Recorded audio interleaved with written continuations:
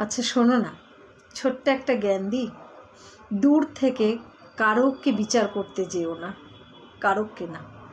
কারণ আমরা কিন্তু জানিই না যে যে মানুষটাকে নিয়ে আমরা বিচার করছি সে কিসের মধ্যে থেকে যাচ্ছে।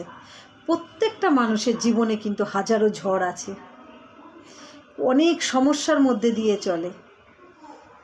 তাই কারোকে কিছু বলবার আগে, কারোর নামে সমালোচনা করবার আগে, কারো সম্বন্ধে নিন্দা করবার আগে একবার ভেবে দেখো তার জীবনের লড়াইটা কিন্তু সে নিজেই লড়ছে। তার জীবনেও কিন্তু একটা যুদ্ধ চলে।